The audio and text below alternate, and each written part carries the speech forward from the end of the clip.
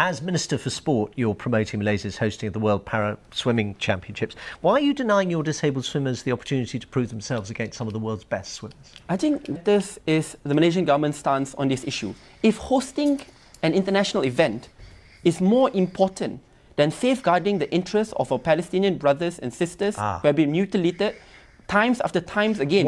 If that is more important, that means we have lost our moral conscience and moral compass. So the other countries who permit Israel to participate in international sporting events have lost their moral conscience. Malaysia is not like other countries. So you're superior to the UK, the US, Australia, all those other countries, the African countries, the Asian countries. When countries criticize Israel and censure them in the United Nations, one is US will veto it more than 47 times. On top of that, when we censure Israel, US and the Western world would actually punish these small countries for having a stance. I mean, Donald Trump cut $100 million worth of development aid, which could save 5 million Palestinians just because the international community did not stand with it. Some passion, we must be fair. I'm sure that's it. But I wonder if you then share Prime Minister Mahathir's view of Jews. He said, I'm glad to be labelled anti-Semitic.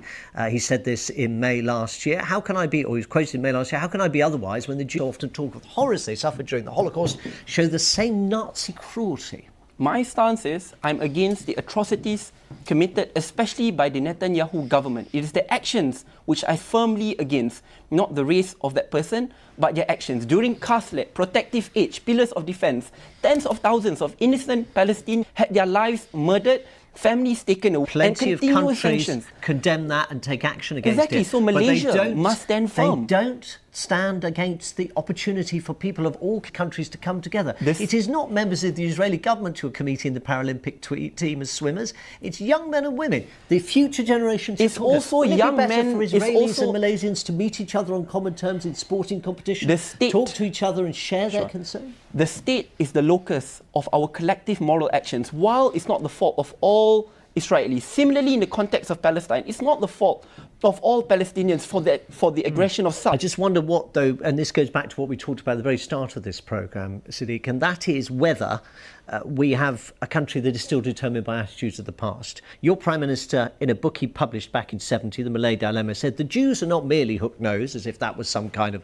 source of criticism, but understand money instinctively. High-minded condemnation of the rights of a government is one thing, but when you fall back on stereotypes of physical appearance, he used it again in this studio when he was interviewed for Hard Talk recently, and instinct, are you in the gutter of politics?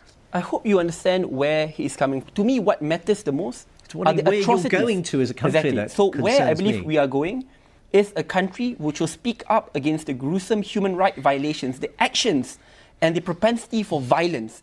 These are the things which we will oppose, will never stand for. I think in the end what matters are the aggression and a government like Malaysia having the guts to speak up despite the fact that there might be consequences. Is that the new progressive Malaysia you want to promote? It is progressive. We stand for the rule of law. We are against human rights violations. We are against war crimes and crimes of aggression. That is the new Malaysia.